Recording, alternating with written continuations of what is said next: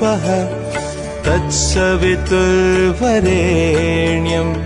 भर्गो देवस्य धीमहि धियो यो नः प्रचोदयात्। गायत्री मंत्र सद्बुद्धि की प्रेरणा का मंत्र है। सूर्य का ध्यान करते हुए आइए हम सब प्रार्थना करें कि हम सब श्रेष्ठ मार्ग पर चलें, सही मार्ग पर चलें, जो भगवान ने निर्धारित किया है उसी मार्ग पर चलें। ओम भूर्भुवः स्वः तत्सवितुर्वरेण्यं भर्गो देवस्य धीमहि धियो यो नः प्रचोदयात्। ओम गुरुर्ब्रह्मा गुरुर्विष्णु गुरुरेव महेश्वर गुरु साक्षात् परब्रह्म तस्मै श्री गुरुवे नमः। अखंडमंडलाकारं व्याप्तं येन चराचरं तत्पदं दर्शितं येन तस्मै श्री गुरुवे नमः। मातृवत् लालयित्री च पितृवत् मार्गदर्शिका नमोस्तु गुरुसत्तायै श्रद्धा प्रज्ञायुता चया श्रद्धा प्रज्ञायुता चया। परम पूज्य गुरुदेव पंडित श्री राम शर्मा आचार्य, वंदनीय माता जी भगवती देवी, जो हमारी गुरुदेव के साथ जिन्होंने हमारा मार्गदर्शन किया, उनकी सूक्ष्म उपस्थिति में मंच पर विराजमान आदरणीय ब्रजमोहन गौड़ जी भाई साहब, हमारे बीच में बैठे हुए एर्नाकुलम, कोची, ट्विन सिटी के सभी देवतुल्य भाइयों, देवी स्वरूपा बहनों, आसपास के भी क्षेत्रों से आए हुए हमारे परिजनों, देवी स्वरूपा बहनों, शक्ति स्वरूपा माताओं और प्यारे प्यारे बच्चों, भाइयों बहनों, ये जो हमारा देश है, यहाँ का सांस्कृतिक आधार, कल्चरल फाउंडेशन इतनी मजबूत रही है कि हमारे ऋषियों ने हजारों साल पहले गायत्री और यज्ञ, सद्ज्ञान और सत्कर्म, इन दोनों का पेयर बना दिया था। गायत्री इसकी माँ है संस्कृति की, तो यज्ञ इसका पिता है।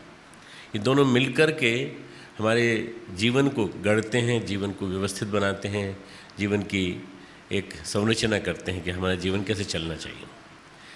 गायत्री और यज्ञ का आपने एक स्वरूप देखा अब ये कैसा होगा, कैसा अश्वमेध यज्ञ होगा आपने देखा, पर समुद्र तट पर पहली बार देखने को मिलेगा आपको, तीनों समुद्रों के संगम पर आपको देखने को मिलेगा। और इतना सुंदर दृश्य जो होगा उसके पीछे फिलॉसफी क्या है वो समझाने की कोशिश करूँगा। अश्वमेध की व्याख्या करूँ उसके पहले यज्ञ और गायत्री के बारे में थोड़ा सा बताता हूँ। गायत्री मंत्र जो है वो सही अर्थों में अनगढ़ व्यक्ति को ब्राह्मण बनाने का रसायन है, केमिकल। ऐसा केमिकल है जिससे कि आदमी बदल सकता है। It can transform the thinking of the person, it can transform the basic instincts of the person. हमारे अंदर के जो इंस्टिंक्ट्स हैं उनको बदल सकता है, पूरी तरह से आमूलचूल परिवर्तन कर सकता है। गायत्री मंत्र में इतनी शक्ति है कि गायत्री मंत्र के माध्यम से आप ब्राह्मण बन सकते हैं, गायत्री मंत्र के माध्यम से आपका चिंतन बदल सकता है, गायत्री मंत्र के माध्यम से आपके कषाय कलमश जो भी इकट्ठे हो गए हैं वो सब साफ हो सकते हैं, जल के बुल के राख हो सकते हैं। इतनी शक्ति है गायत्री मंत्र में, तो इसको सुरक्षित क्यों रखा गया, इसको कीलित क्यों कर दिया गया, इसको शापित क्यों कर दिया गया, ऐसे मन में बात आती है। इसको सुरक्षित इसलिए रखा गया कि कहीं गलत हाथों में न पड़ जाए। इसको सुरक्षित इसलिए किया गया कि पुराने ज़माने में लोग मिसयूज़ कर सकते थे इसका, तंत्र विद्या का, योग विद्या का, गायत्री तंत्र का, गायत्री योग का। तो इसके लिए आचार्य श्री राम शर्मा जी का आगमन हुआ। उसके पहले श्री अरविंद ने भविष्यवाणी की कि वंदे मातरम एक मंत्र है जिससे भारत आज़ाद होगा, वंदे मातरम। पर दूसरा एक और मंत्र आने वाला है जिसके माध्यम से वेदों की माता सबके बीच में आएगी, और उसके लिए एक महापुरुष के ऊपर से आने की तैयारी चालू हो गई है। 1909 में उन्होंने लिखा और 1909 में कहा कि वो महापुरुष आने वाला है और आकर के इस धरती पर एक नया ज़माना लाएगा, नया सवेरा लाएगा। विवेकानंद ने 1898 में मद्रास में, चेन्नई में, उस ज़माने का मद्रास था, उसमें लेक्चर दिया भारत के नवयुवकों के लिए, यूथ ऑफ टुडे। उन्होंने उनको कहा, मैं तुमसे चाहता हूँ कि तुम आने वाला 100 वर्ष उसके आधार पर अपना चिंतन बनाओ। 100 वर्ष बाद भारत सारे विश्व का जगत गुरु बनने की तैयारी कर रहा होगा। उन्होंने देखा कि एक चंडाल चला आ रहा है। चंडाल उस ज़माने में अछूत अस्पृश्य जाति के उन लोगों को कहते थे, सफाई करते थे गंदगी की। चला आ रहा है और कहता चला जा रहा है, दूर हट जाओ, दूर हट जाओ, मेरे से छू जाओगे तो नहाना पड़ेगा, दूर हट जाओ, दूर हट जाओ। बोले मैंने ये दृश्य देखा और मैंने ये दृश्य मद्रास नगरी में देखा। मैं देखता हूँ 100 साल बाद क्या होगा। मैं देखता हूँ कि आने वाले दिनों में एक ऐसी नई योजना आने वाली है, एक नवनिर्माण योजना आने वाली है, जिसका रथ घर घर गांव गांव गूंजे घूमेगा और जिसके माध्यम से देखते देखते चांडाल भी पवित्र होते चले जाएंगे, ब्राह्मण बनते चले जाएंगे और ज़माना बदलता चला जाएगा, देखते देखते बदलता चला जाएगा। 100 साल के अंदर ब्राह्मण ही ब्राह्मण चारों तरफ होंगे। हमारे दिमाग बंधे हुए हैं मानसिकता से, जातिवादी मानसिकता से। कई बार लोग पूछते हैं आप कौन से ब्राह्मण हैं, आप क्यों हैं, आप ब्राह्मण होते हुए इस क्षेत्र में आप आए, जाति क्षत्रिय है, क्यों क्षत्रिय होते हुए क्यों तुम ब्राह्मण जैसा काम कर रहे हो, और तुम ब्राह्मण होते हुए भी ऐसा काम क्यों कर रहे हो, ऐसा पूछते हैं जातिवादी मानसिकता के आधार पर विवेकानंद कहते हैं कि सब ब्राह्मण हो जाएंगे।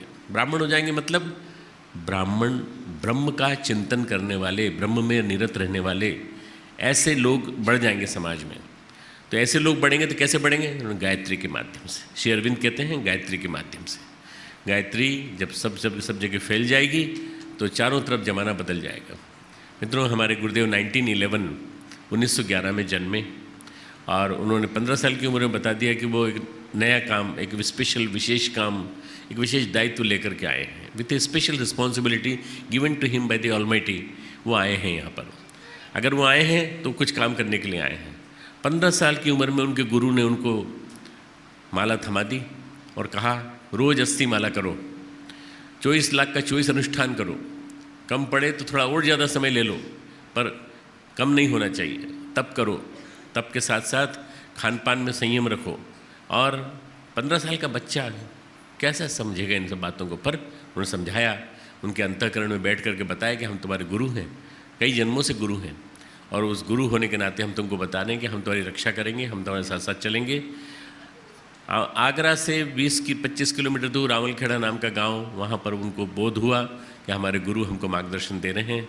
और गुरु का मार्गदर्शन सबसे बड़ा मार्गदर्शन होता है। गुरु जब अंदर बैठ कर के आज्ञा देता है तो अंदर बैठ कर के आज्ञा दे के सारे जीवन को बदल देता है।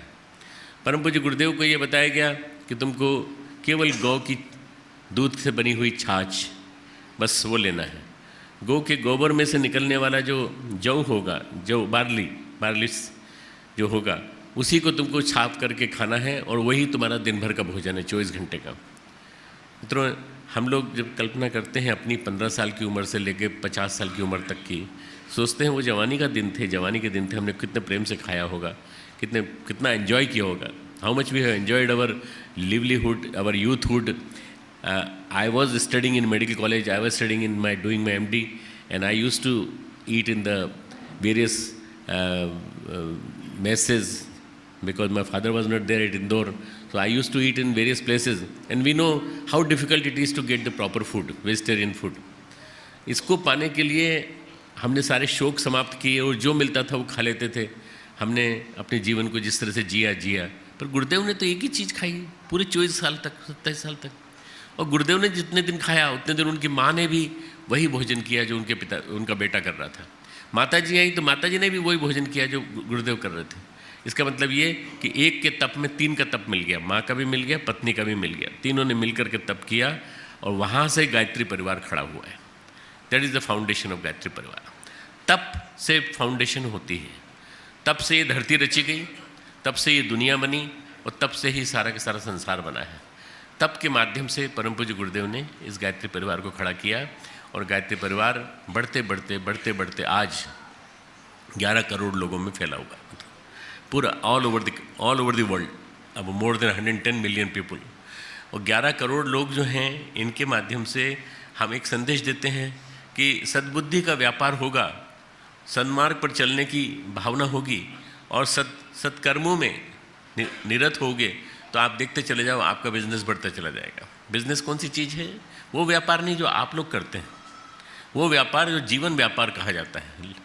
हमारी लाइफ टाइम जो डे टू डे लाइफ में हम जो काम करते हैं वो व्यापार। आप आज दुनिया में देख रहे हैं कैसे ज़माना ख़राब होता चला जा रहा है। हर किसी के मुंह से गलत वाणी निकल रही है, जिसके मुंह से देखो गलत कुछ न कुछ निकल जाता है। अच्छा, बड़ा आदमी बोलता है तो भी उसके मुंह से गलत निकल जाता है। अरे भाई, इनके मुंह से ऐसा क्यों निकल गया? ये सूक्ष्म जगत का प्रदूषण है, सटलर पॉल्यूशन, वैचारिक प्रदूषण चारों तरफ छाया हुआ है।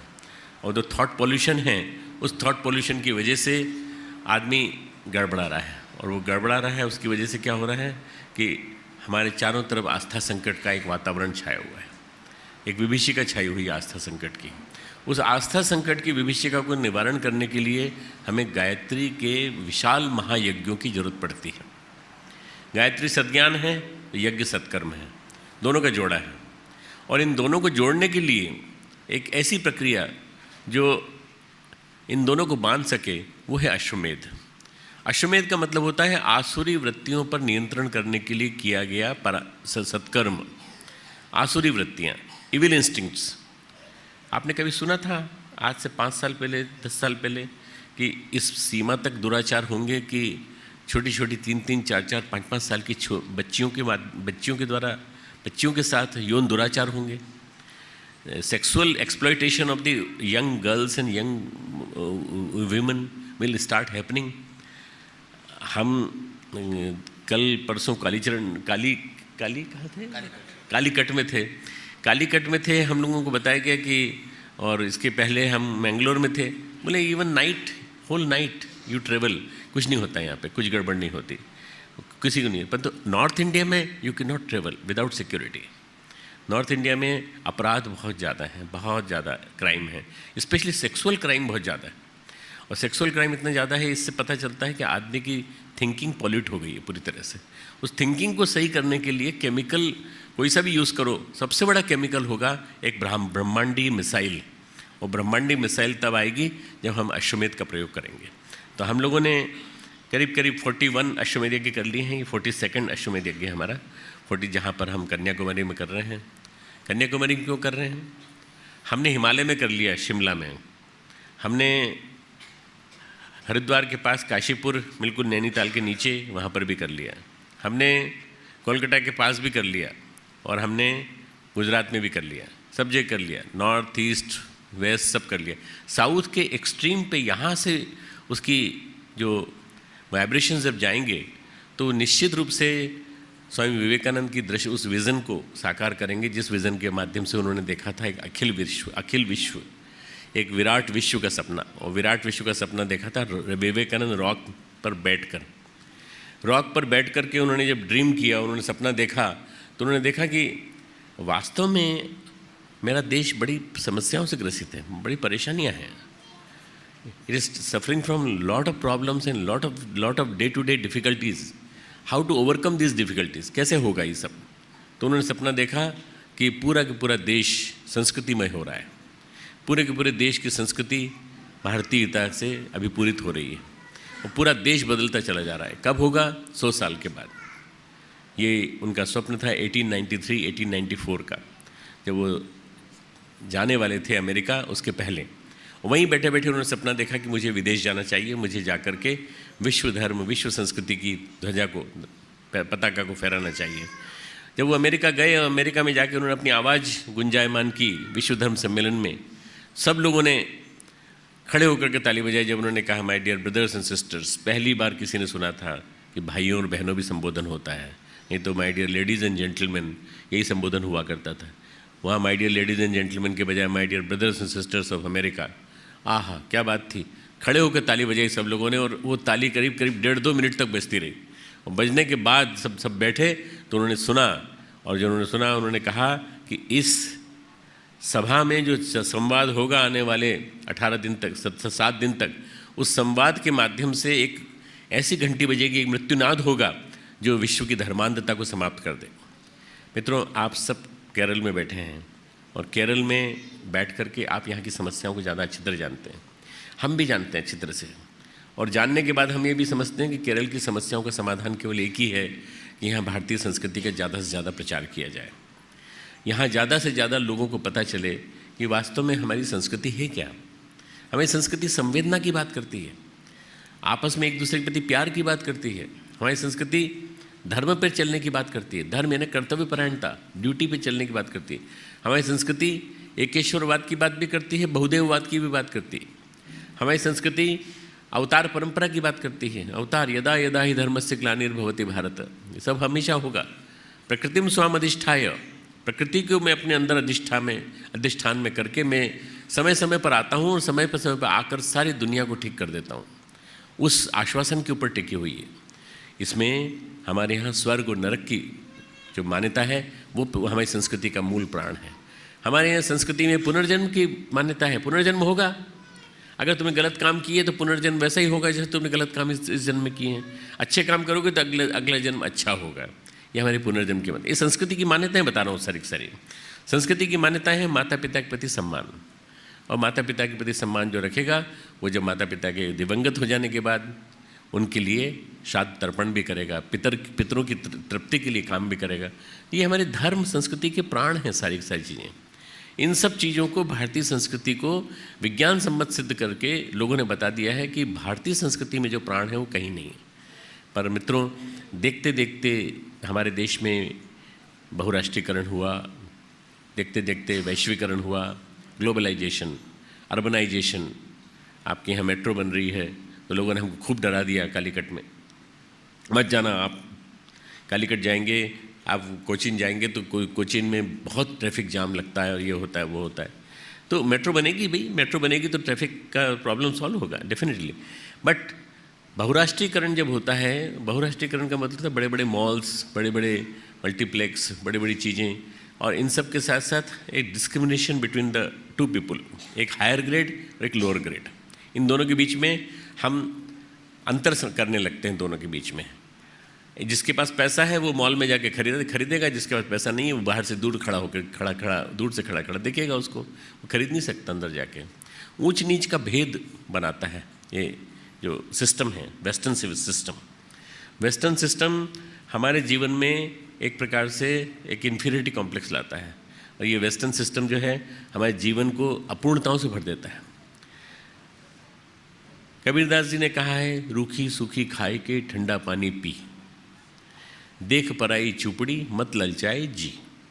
मतलब किसी दूसरे की चुपड़ी हुई रोटी देखकर ललचा मत, तू अपना रूखा सूखा खा के ठंडा पानी पी, बस ये सबसे बढ़िया तरीका है। सादगी का जीवन, ये हमारी संस्कृति का प्राण है, संस्कृति का जीवन है, संस्कृति का प्राण है कि डोंट यर्न फॉर मोर, बहुत ज़्यादा पाने की अलालसा आकांक्षा मत रखो।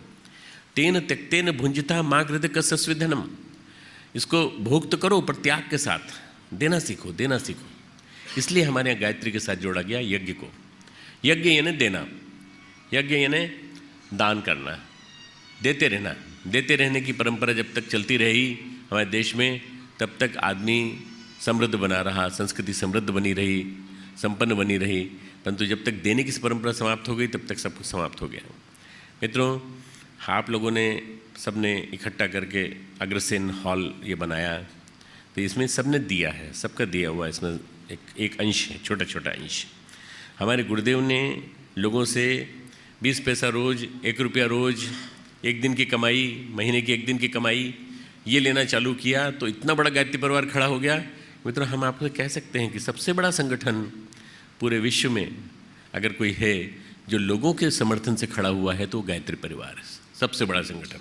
अरबों की संपत्ति का संगठन है हमारा अरबों की संपत्ति का 5,500 शक्तिपीठ हमारे हैं, लोगों के जेब से निकाले हुए धन द्वारा। इसमें कोई सेठ साहूकारों धन्ना सेठों का पैसा नहीं लगा, पर हमारे पास लोगों ने अपना सहयोग दिया, समर्थन दिया, और हर व्यक्ति गर्व के साथ कहता है कि शांति कुंज मेरा है, हरिद्वार मेरा है, गायत्री परिवार मेरा है, ये शक्तिपीठ मेरा है, चेतना केंद्र मेरा है, ये मेरे जितने भी परिजन हैं ये सब मेरे भाई बहन हैं। ये परिवार की मान्यता जो है ये यज्ञीय भाव देता है। यज्ञ यानी देना, दान। लोग दान को गलत समझ लेते हैं, दान को समझ लेते हैं चेक काट के दे देंगे, आप आ जाना हमारे पास इतने समय में, हमारे देखिए बजट में देखते हैं कितना बजट है। दान का मतलब होता है जब मन करे तो तुरंत दे दो। कहीं ऐसा ना हो कि तुम्हारा दाहिना हाथ मना कर दे बाएं हाथ से, बायां हाथ मना कर दे दाएं हाथ से कि मत दो, ऐसा मत कर देना। ईसा ने कहा है कि देखो देर मत करना देने में, तुरंत दे देना, तुरंत दे देना। मित्रों, मैं इतने बड़े संगठन को चला रहा हूँ उसमें पूरा देश का संगठन है, पूरा विश्व का संगठन है, सब कुछ है। पर मैं देखता हूँ सारा का सारा हिसाब किताब में देखता हूँ कि हम देते रहते हैं इसलिए हमको मिलता रहता है। समुद्र देता है तो बादल बनते हैं, बादल बनते हैं तो बरसते हैं, बरसते हैं तो वर्षा होती है, वर्षा होती है तो नदियाँ भरती हैं, और नदियाँ जब भरती हैं तो नदियाँ भर भर के समुद्र में आती हैं, और समुद्र में आकर के समुद्र को भर देती हैं। समुद्र खाली हो जाएगा अगर मना कर दे कि नहीं मैं बादल नहीं बनाऊँगा, मेरा मन भर गया, अब मैं नहीं भराऊँगा। चाहे कितनी तुम धूप बरसा दो, चाहे तुम कितनी ताप बरसा दो, बादल नहीं बनेंगे। बादल नहीं बनेंगे तो पानी नहीं बरसेगा, पानी नहीं बरसेगा तो नदियाँ सूख जाएंगी, नदियाँ सूख जाएंगी तो समुद्र सूख जाएगा। समुद्र एक दिन ऐसा आएगा जब नदियाँ सब खाली हो जाएंगी तो नदियाँ भी, समुद्र भी सूख जाएगा। देते रहना चाहिए, देते रहना चाहिए। शतहस्तम समाहर सहस्त्रहस्तम संकिर। 100 हाथों से कमाओ, 1000 हाथों से बांटो। 100 हाथों से कमाओ, 1000 हाथों से बांटो, और लाखों हाथों से बटोरो। ये इसमें नहीं लिखा है, और मैं बता रहा हूँ आपको। ये आपकी समझ में अगर आ जाएगा तो आप समझ लेंगे कि यज्ञ का मतलब क्या होता है। यज्ञ का मतलब होता है दान। भगवान कृष्ण गीता में दान की परिभाषा, यज्ञ की परिभाषा 2 अध्यायों में की है, 3 और 4 अध्याय में। अगर आप लोग गीता पढ़ते हो या गीता समझते हो, संस्कृत का अर्थ हिंदी समझते हो तो उसको पढ़ना। यज्ञो दानम तपः चैव पावनानि मनीषिणाम। मनीषियों को पवित्र करने वाले 3 ही कर्म हैं, यज्ञ, दान और तप। यज्ञ, दान और तप। अगर आप मनीषी बनना चाहते हैं, पवित्र बनना चाहते हैं, तो आप यज्ञ, दान, तप, इन 3 में विश्वास करिए। फिर वो कहते हैं तस्मात् सर्वगतम ब्रह्म नित्यम यज्ञ प्रतिष्ठितम। वो परमात्मा हमेशा यज्ञ में स्थापित है। यज्ञ जहाँ होगा वहाँ परमात्मा की उपस्थिति रहेगी। यज्ञ होता रहेगा, परमात्मा बना रहेगा। हमारी माँ, हमारे माता पिता हमको संस्कार सिखाया, यज्ञ का संस्कार सिखाया। मेरी माँ यज्ञ करती थी, सुबह सुबह रोटी का एक छोटा टुकड़ा लेकर के गायत्री मंत्र बोल के स्वाहा 4 आहुतियाँ देती थी, कोयले के अंगारे पर रखकर। मैंने पूछा ये क्या है? बोले बलिवैश्व यज्ञ है। मैंने कहा अन्न को क्यों बेकार नष्ट करती हो? कॉन्वेंट में पढ़ने वाला लड़का और क्या पूछेगा। तो मैंने पूछा कि ये नष्ट क्यों करती हो आप? बोले नष्ट नहीं बेटा, ये सब फैल गया, सुगंध बन के पूरे घर में। तू खुद जाके हर कमरे में देख, सुगंध बन के फैल गया, वास्तव में फैल गया, सुगंध आ गई। कोई हवन सामग्री नहीं थी, पर वो अन्न था, और वो अन्न की आहुति, छोटे छोटे से अन्न की आहुति, 3-4 चावल के टुकड़े और आधी छोटी सी रोटी का टुकड़ा, बस। यही बलिवैश्व यज्ञ है, नियमित रूप से किया जाने वाला। सारे देवी देवता तरसते रहते हैं इस यज्ञ के लिए। सारे देवी देवता कहते हैं भाई कहाँ चल रहा है यज्ञ, कहाँ चल रहा है यज्ञ? क्यों? यज्ञम उ देवानाम अन्नः। यज्ञ देवताओं का भोजन है, देवताओं का पोषण होता है उससे। देवताओं का भोजन अगर आप नहीं कराओगे तो देवता आपको नहीं देंगे। देवान भाव्यतानेन ते देवा भावयन्तु वह। तुमसे जो भावना पाएंगे उसी से तो वो पोषित करेंगे आपको। वो आपको तब पोषण करेंगे, आपको तब देंगे जब आप उनको देना चालू करोगे। इसलिए आहुतियाँ दी जाती हैं। इसलिए आहुति का मतलब होता है समर्पण, भेंट, चढ़ावा। आहुति को अगर आप करना चाहें, स्वाहा क्यों बोलते हैं? सुअष्टि आह, भेंट, चढ़ावा, आहुति, समर्पण, अपना समर्पण, चाहे भावनात्मक समर्पण। अगर आप नहीं देना चाहते मान लीजिए, तो आप अपने आध्यात्मिक रूप से मन से आप सोच लीजिए कि मेरी मानसिकता की दृष्टि से मैं मन के हिसाब से मैं परमात्मा के हर काम में साथ हूँ। जहाँ कोई अच्छा काम चल रहा हो वहाँ अगर मेरी जितनी सामर्थ्य होगी उतना मैं करने की कोशिश करूँगा, जितनी सामर्थ्य हो। मैं समय दान दूंगा, मैं अपना जो कुछ भी दे सकता हूँ वो दूंगा, और वो दे करके मैं इस समाज को अच्छा बनाने की कोशिश करूँगा। आप चिकित्सा में हैं, डॉक्टर हैं, चिकित्सा में आप समय दान दीजिए। अगर आप ज़मीन के व्यापारी हैं तो आप वहाँ समय अपना कुछ अंशदान दे सकते हैं। आप अच्छी चीज़ों को खड़ा कर सकते हैं, आप अच्छे स्थानों को, संस्थानों को खड़ा कर सकते हैं। ये जितनी चीज़ें हैं, ये दान जो है, दान का मतलब समझने की कोशिश करना कि दान का मतलब होता है देने का भाव।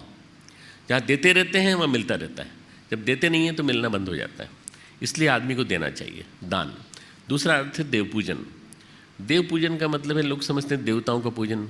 अभी हम आपके अग्रसेन भवन में आए, अंदर मंदिर था, पहले मंदिर में पूजन किया, सभी देवी देवताओं का पूजन किया। जितने भी देवी देवता आपने बिठा रखे हैं सबका पूजन किया। पर सबसे बड़ी देवी देवता तो हमारे अंदर है। ब्रह्मा भी अंदर है, सरस्वती भी अंदर है, हमारे अंदर बृहस्पति है, हमारे अंदर सारे देवी देवता हैं। अपने अंदर के देवी देवताओं का पूजन किया कि नहीं? अपने अंदर के देवी देवताओं के पूजन का मतलब होता है व्यक्तित्व को परिष्कृत बनाना, refine your personality. Refine your personality each and every moment of your life. You should learn how to manage time. You should learn how to manage your stresses. You should learn how to awaken your inner senses, how to make yourself from inside and outside purified. कैसे बनाएं? उसको बनाने के लिए आपको अपनी व्यक्तित्व की विभूतियों को बहुत ऊंचा उठाना पड़ेगा। उसके लिए क्या करें? आप अपने अंदर के व्यक्तित्व को पहचानिए, अपने इन्नेट पॉसिबिलिटीज़ को, अपने अंदर की छिपी हुई प्रतिभाओं को पहचान करके संवेदना के माध्यम से उनको पोषण दीजिए और बढ़ाइए, आगे बढ़ाइए।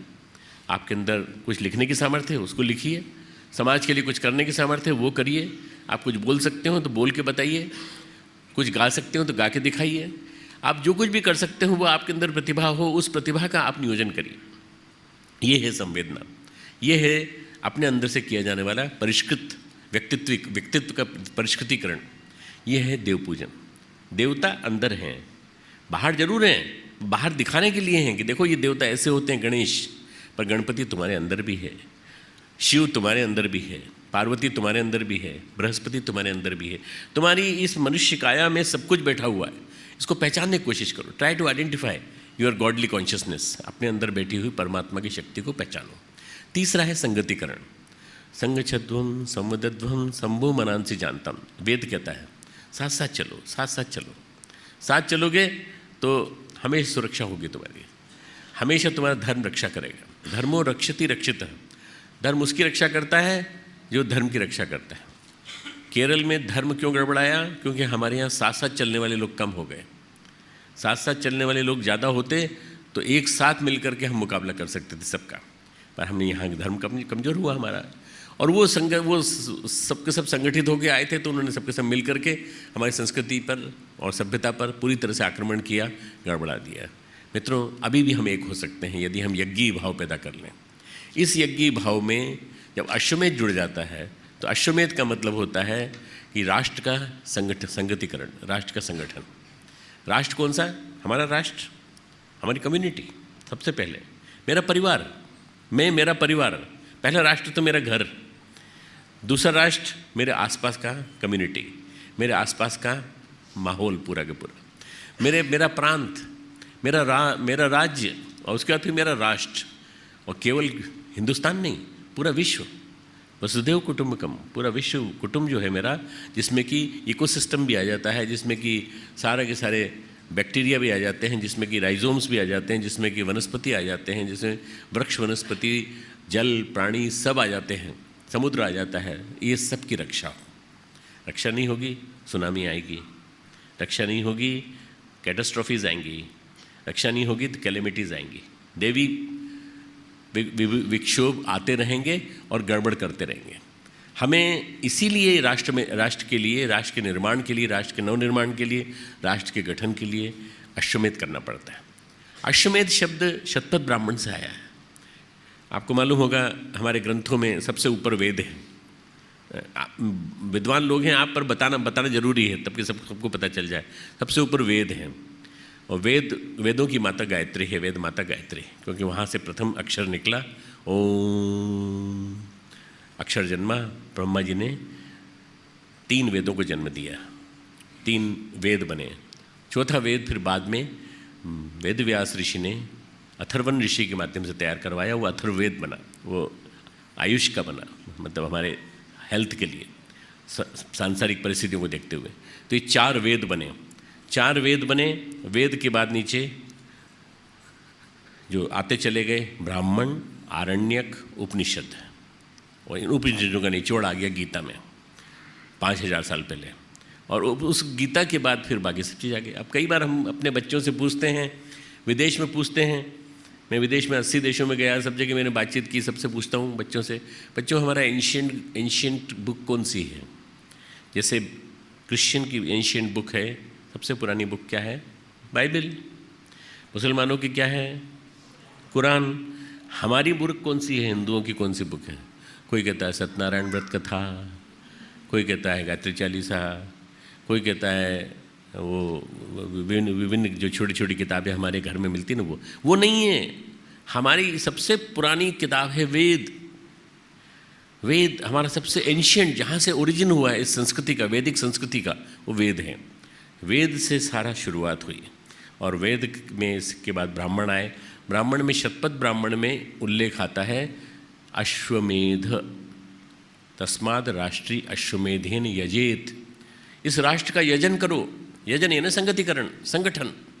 इसको संगठनबद्ध करो, इसको संगठन के रूप में बांध दो अच्छी तरह से। कैसे? अश्वमेध को अर्थ समझ के। अश्व का मतलब होता है विज्ञान, मेध का अर्थ होता है अध्यात्म। अध्यात्म और विज्ञान के माध्यम से दोनों को मिला दो। अध्यात्म और विज्ञान। मैं परम पूज्य गुरुदेव के पास पहली बार जब आया तो मैं एक बहुत ही ताज़ा ट्रेन्ड डॉक्टर था बिल्कुल। जब उन्होंने पहली बार मुझे बुलाया तो उन्होंने कहा तुमको वैज्ञानिक अध्यात्मवाद के ऊपर काम करना है, you to work on scientific spirituality. कैसे करोगे? इन दोनों को मिलाओ। लेबोरेटरी खड़ी की, बहुत बड़ी लेबोरेटरी बनाई। उस लेबोरेटरी में प्रयोग किए, साधना करने से क्या प्रभाव पड़ता है, क्या चेंजेस होते हैं बॉडी फिजियोलॉजी में, ये सारा देखा पूरा। देखने के बाद लगा चेंजेस होते हैं, पर इनको वैज्ञानिक रूप से कहीं प्रस्तुति नहीं किया गया। तो वो चीज़ फिर की गई। हमने फिर उसको पेपर्स प्रेजेंट किए, तब जाकर के लोगों ने एक्सेप्ट किया कि हाँ अश्वमेध संभव है। अश्वमेध यानी अश्व की गति से चलने वाले, अश्व यानी हॉर्स पावर से चलने वाले, तेज गति से चलने वाले विज्ञान के ऊपर एक संयम, कंट्रोल अध्यात्म का हो। अध्यात्म कंट्रोल करे विज्ञान की गति को और विज्ञान अध्यात्म को गति दे। विज्ञान अध्यात्म को आज की मॉडर्न विज़न दे, न्यू विज़न दे। ये दोनों मिलकर। अश्व का मतलब होता है, जो सही अर्थों में है मित्रों, वो है चंचल वृत्तियाँ। 24 अर्थ हैं अश्वमेध के, 24 अर्थ। अश्व का मतलब होता है चंचल वृत्तियाँ। आज सारा समाज में, संसार में चंचल वृत्तियों का बाहुल्य है। आप देखें चारों तरफ बहुत ही ज़्यादा मन विचलित है। आप किसी को ध्यान के लिए बिठा सको ऐसा कोई माहौल नहीं है कि ध्यान करेंगे, एक साथ ध्यान करेंगे। थोड़ी देर के लिए आपको चुप कर दूं एक साथ और कहूं ध्यान करेंगे 5 मिनट के लिए, आप करने की स्थिति में हो? क्या करने की स्थिति में हो? मन एकाग्र कर सकते हो? मन तन्मय कर सकते हो? अभी मन विचलित है। क्यों? कई चीज़ों में लगा हुआ है। घर में लगा हुआ है, दुकान में लगा हुआ है, बच्चों में लगा हुआ है, बच्चा बड़ा नहीं हुआ, बच्चे बड़े हो गए पर काम में नहीं लगे, कई चीज़ों में लगा हुआ है। तो ये चंचल वृत्तियों पर नियंत्रण किसके द्वारा लगा है? मेध के माध्यम से। तो अश्वमेध का में भागीदारी करने से आपका चंचल वृत्तियों पर नियंत्रण हो जाता है।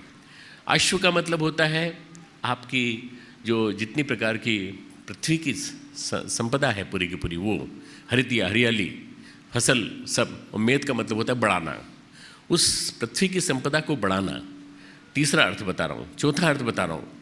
अश्व का मतलब होता है जितने प्रकार के समाज में अच्छे काम चल रहे हैं उनको मेधा के साथ जोड़ देना। मेधा यानी प्रतिभा, प्रतिभा के साथ जोड़ देना।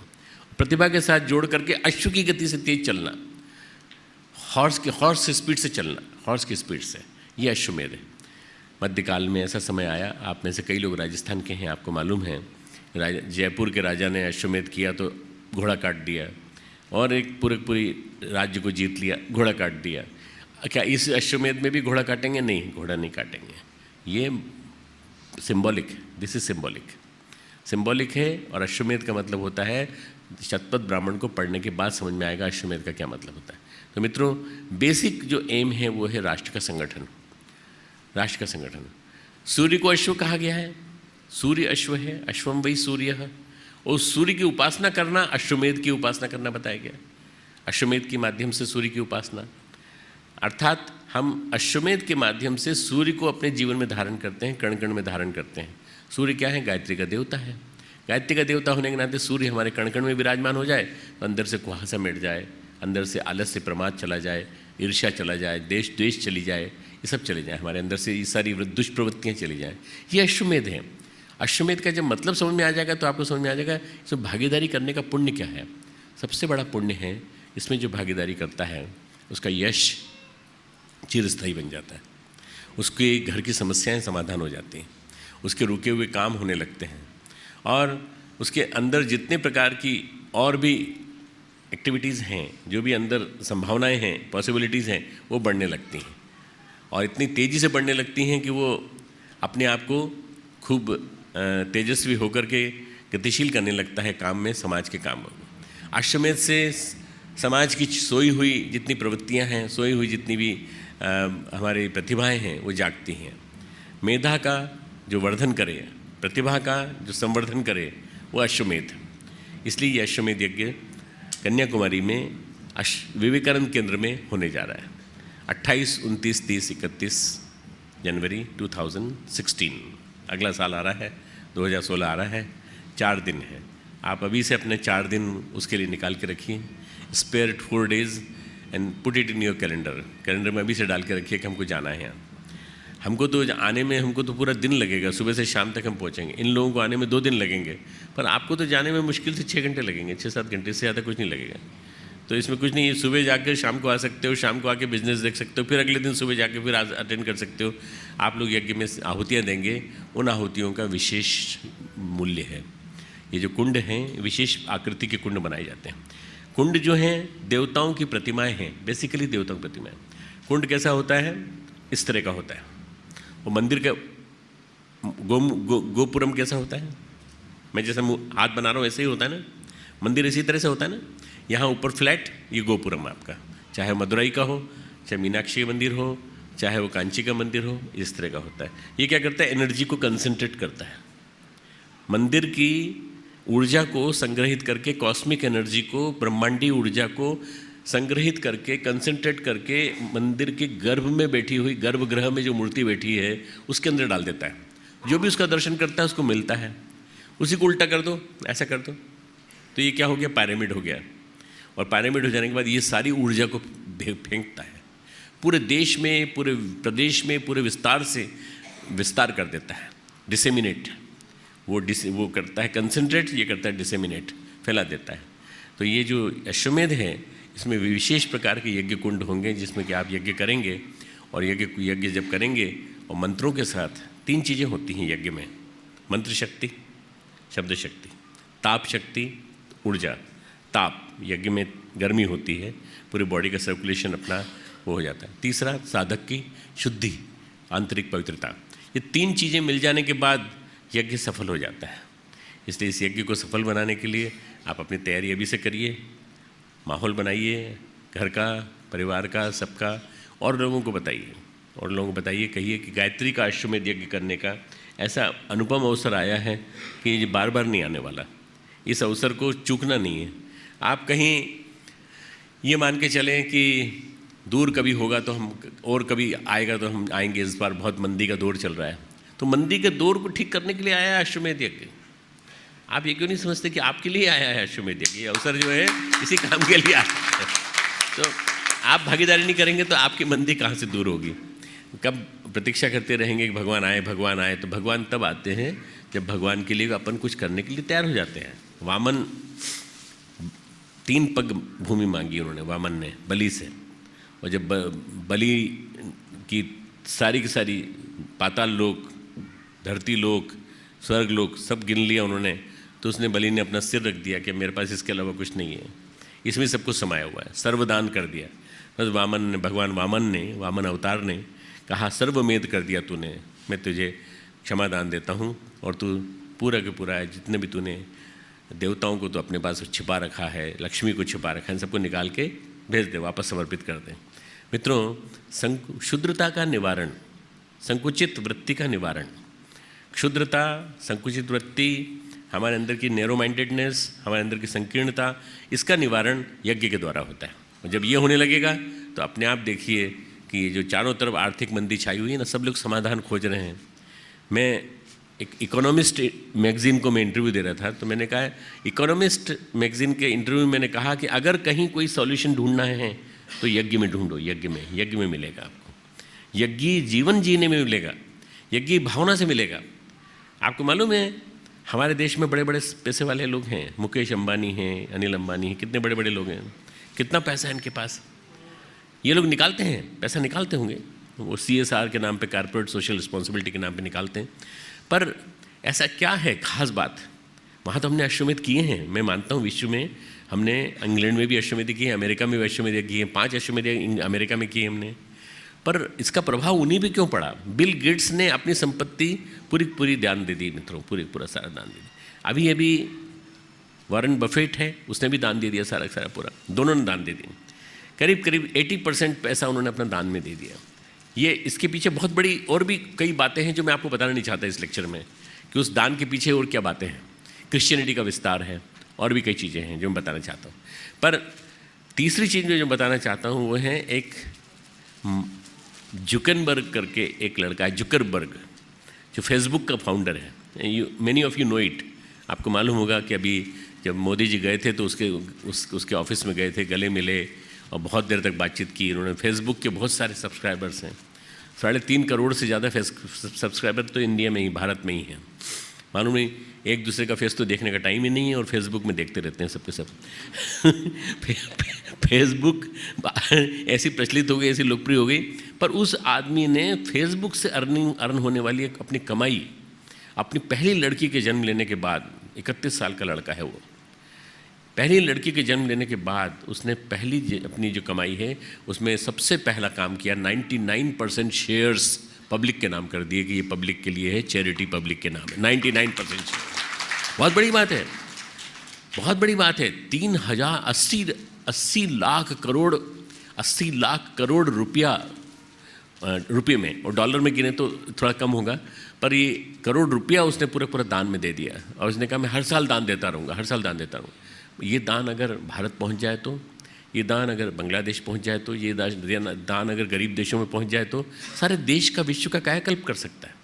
ये यज्ञ है, असली यज्ञ ये है। देने की आदमी मन में आकांक्षा जगे, ये सबसे बड़ी बात है देने की। हम लोग भी यदि सोचें इस बारे में तो मित्रों, हम लोग कुछ ना कुछ तो कर ही सकते हैं, कुछ ना कुछ तो कर ही सकते हैं। हम घर में बलिवेश आरंभ कर सकते हैं, हम समय निकालना चालू कर सकते हैं, हम अंशदान निकालना चालू कर सकते हैं। इसके माध्यम से हम बहुत बड़ा काम कर सकते हैं। सबसे बड़ा काम तो अब सबसे पहले आपको ये करना है, अब से आज से 40 दिन के अंदर ये अश्वमेध यज्ञ होने वाला है, इसमें भागीदारी करना है, पार्टिसिपेट करना है आपको। और अभी से अपनी जगह बुक करा लेनी है, आना है, पार्टिसिपेट करना है। और इतना सुंदर वातावरण आपको नहीं मिलेगा। एक तरफ अरब सागर है जहाँ आप रहते हो, जिसके किनारे, एक तरफ बंगाल की खाड़ी है, एक तरफ हिंद महासागर है, तीनों का मिलन है वहाँ पे। और विवेकानंद रॉक मेमोरियल है वहाँ पर सबसे बड़ी शक्ति माँ पार्वती की साधना स्थली कन्याकुमारी स्थापित है, उनका मंदिर है वहाँ पर। इतने सुंदर स्थान पे, पावन स्थान पे शायद आप बिजनेस से कभी टाइम नहीं निकाल पाते जाने के लिए, परंतु अब निकालिए कि आध्यात्मिक यात्रा के लिए हम समय निकालेंगे, पूरे परिवार से जाएंगे और जा करके हम भागीदारी करेंगे। खूब खूब मंगल कामनाएं, खूब खूब आशीर्वाद आप। हमारे गायत्री परिवार में स्थानीय हमारे कुछ भाई केरल प्रांत के बड़ा सहयोग कर रहे हैं और आगे उन्होंने संकल्प किया है गायत्री परिवार के प्रचार प्रसार करने के लिए।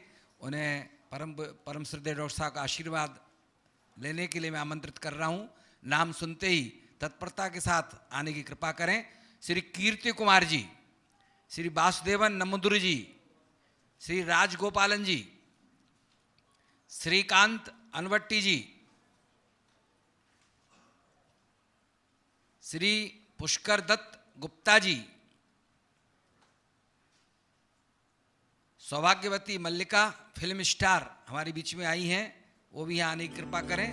डॉक्टर राहुल लक्ष्मी,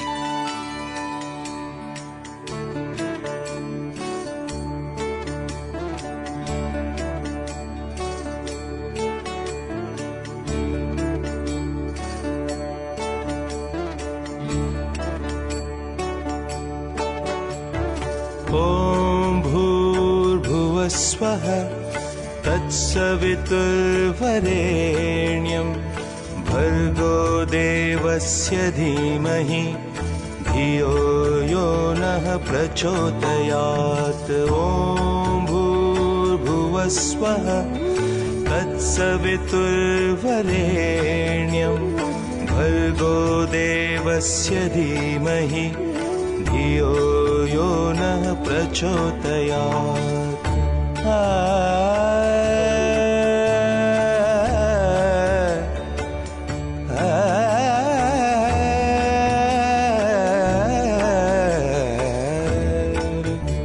गरे गरे गरे गरे पगरे गरे जरा सरे पगरे सगा पदा पगरे ग परे रे सदा सरे रे सरे गा पदा रे रे ता सदा तरे सदा ग सदा पद ग परे ग सरे श्री कचौलिया जी, धन्यवाद देने के लिए। आदरणीय डॉक्टर पांड्या जी, ये हमारा सौभाग्य है, केरला में दो बार आए हैं। जनरल हम हरिद्वार जाते हैं, 6-6 घंटा भी खड़े रहते, लाखों आदमी लाइन होने के बाद भी इनका हमारे को दर्शन न मुश्किल हो जाता है। ये कोचिन के लिए बहुत बड़ा सौभाग्य की बात है। आप लोग सब रविवार को दिन समय निकाल के इनका प्रवचन सुना, इसके लिए मैं बहुत बहुत धन्यवाद देता हूँ। और मीडिया वालों के लिए भी मैं बहुत बहुत धन्यवाद देता हूँ।